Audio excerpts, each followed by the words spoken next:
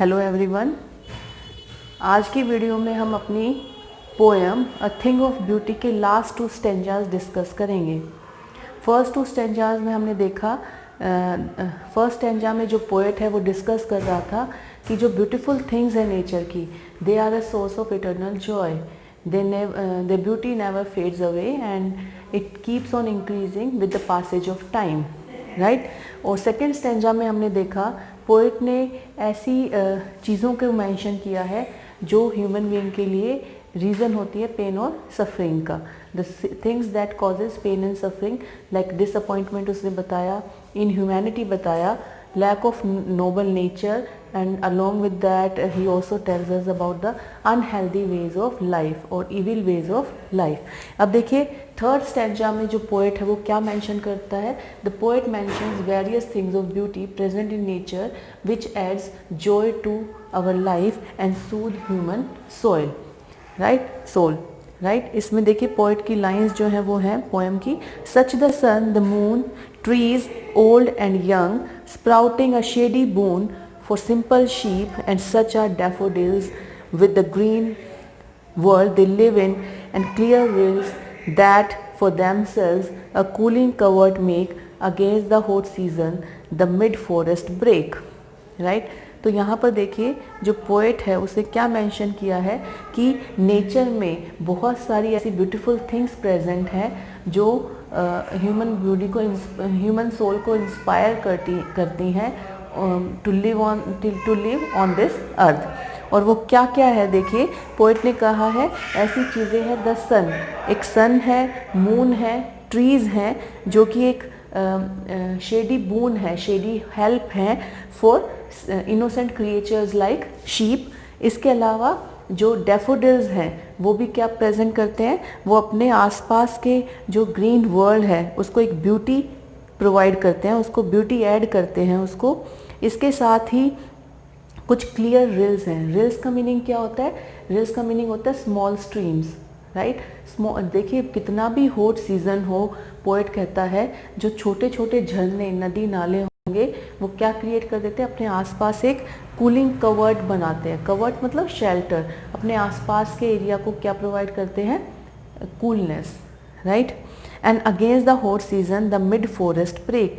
इसके अलावा वो क्या कहते हैं कि चाहे कितनी भी ज़्यादा एक गहरा घना जंगल हो और उसमें बहुत सारे क्या हो, बुशेस हों, फर्न है, यू कैन से झाड़ियाँ हों, राइट, लेकिन उसके बीच में there will be rich with sprinkling a fair musk रोज़।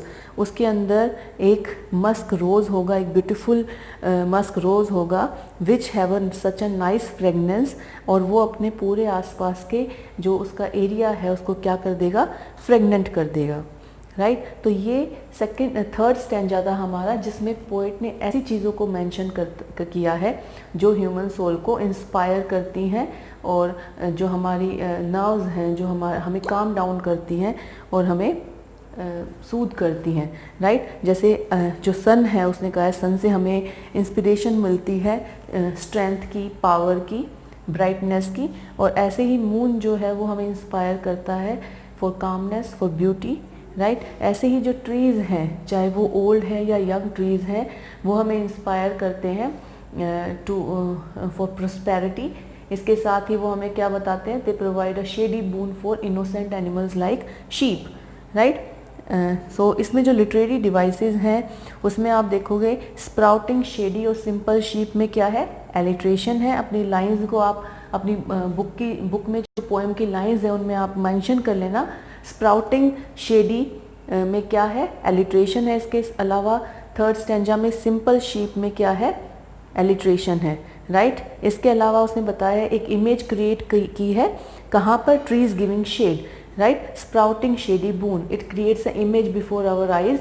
जब हम इसको पढ़ते हैं तो हमें लगता है कि एक शेडी इमेज, ट्रीज़ की शेडी इमेज हमारे सामने क्रिएट हो रही है। इसके अलावा daffodils with the green world they live in, ये भी एक इमेजरी है। इसके साथ clean river water streams, clear reels जो है वहाँ पर भी क्या है, इमेजरी है, राइट। इसके अलावा एंटीथेसिस है, एंटीथेसिस क्या कहाँ होता है, जहाँ टू अपोजिट वर्ड्स एक साथ आए, जैसे यहाँ पर एक old and young trees, old and young दोनों क्या है, अपोजिट है, तो यहाँ पर क्या पोएटिक डिवाइस यूज हुआ है, एंटीथेसिस, राइट। अब देखिए लास्ट स्टैंजा जो इस पोएम का है वो है आपका right, and such too is the grandeur of the dooms we have imagined for the mighty dead, all lovely tales that we have heard or read, an endless fountain of immortal drink pouring unto us from the heavens brink। देखिए बहुत ही beautiful image इसने यहाँ पर फिर से create की है पोएट ने। पोएट जो जॉन केट्स हैं उन्होंने फिर से एक ब्यूटीफुल इमेज क्रिएट की है। यहाँ पर उन्होंने बताया है कि जो माइटी डेड्स हैं उनकी जो डेथ है it is also a source of inspiration for the young generation. यहाँ पर पोएट जो है वो बताता है कि जो he describe the tales of mighty dead warriors who led their lives for the countries और फॉर द ह्यूमैनिटी, राइट। ऐसे वॉरियर्स जिन्होंने सेक्रीफाइस किया अपनी लाइफ को, और चाहे वो किसी भी रीज़न के लिए हो, चाहे सोसाइटी के लिए हो, अपनी किसी एक स्पेसिफिक कास्ट के लिए, और you can say for nation, right. उन्होंने जब ऐसा किया, सेक्रीफाइस किया, तो उनकी जो टेल्स हैं, उनकी जो स्टोरीज़ हैं वो क्या है, it is also source of inspiration for the young generation, right. And चाहे हम उनको सुने या उनको हम पढ़ें, लेकिन वो हमें हमेशा इंस्पायर करती हैं to live a beautiful life, to live a grand life on this earth, right.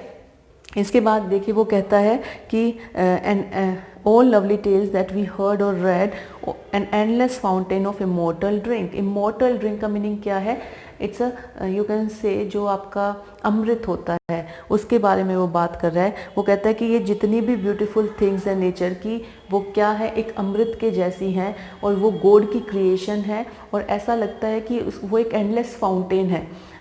Nature की जो चीज़ें हैं वो क्या है, एंडलेस फाउंटेन है जो कभी भी एंड नहीं होगा, और वो फाउंटेन जो है वो ऐसा इट सीम्स कि वो जैसे हेवन से आ रहा है हमारे पास, right. It pouring unto us from the heavens brink, right. तो यहाँ पर बहुत ही ब्यूटीफुल इमेज उसने फिर से क्रिएट की है। उसने बताया है कि he says that these beautiful lines are a gift from God for all of us, for the humankind. It's a precious gift of God to the mankind, they are like a nectar given by God to us, right। तो immortal drink क्या होता है, nectar, अमृत होता है। and these are those beauties which are immortal and give us reason to live on this earth despite having so many sorrows in our life, right। तो बहुत ही beautiful एक इमेज यहाँ पर क्रिएट की है। और उसके साथ ही आप इसमें जो लास्ट स्टैंजा है कहाँ से, and such too is the grandeur of doom से up to the last point heavens bring. इसमें जो लिटरेरी डिवाइसेस हैं वो कौन कौन से यूज़ हुए हैं, इसमें आप देखिए सबसे पहले एलिट्रेशन है। एलिट्रेशन कहाँ पर है, हैव हर्ड। हैव हर्ड में क्या है, mark alliteration there. Metaphor use हुआ है इमॉर्टल ड्रिंक में, राइट। उसने क्या बताया है, जो ब्यूटीफुल ऑब्जेक्ट्स हैं नेचर की, उसको किसके, उसकी जो क्वालिटीज़ हैं वो किसके साथ कंपेयर की हैं उसने, portion of drink, right, never ending portion of drink. तो यहाँ पर इमॉर्टल ड्रिंक्स में क्या है, मेटाफर है। यहाँ पर जो राइम स्कीम है वो परफेक्ट राइम स्कीम आप देखोगे, for ever, never, keep, sleep, dead, red. इसमें आप देखोगे ए बी बी सी सी की राइम आप पूरी पोएम में नोटिस करोगे। और इमेजरी जैसे मैंने बताया कि ग्रैंड्योर माइटी डेड ग्रैंड्योर से लेकर माइटी डेड तक एक इमेज क्रिएट की है। इसके अलावा एंडलेस फाउंटेन भी एक इमेजरी है, और जो कि वहाँ अप टू एंड आप इसको देखोगे from the heavens brink, right. तो ये आपकी ब्यूटीफुल एक बहुत ही ब्यूटीफुल नेचर से रिलेटेड पोएम है आपकी जॉन कीट्स की।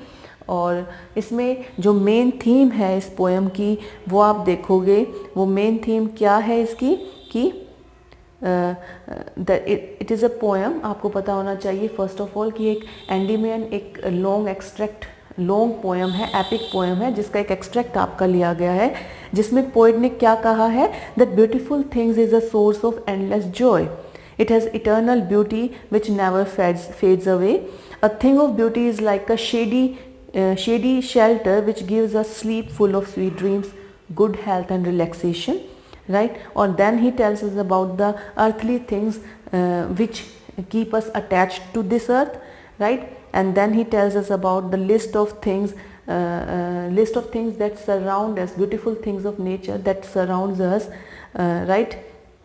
And then finally he tells us about the source of inspiration, which are the stories of brave soldiers to mankind.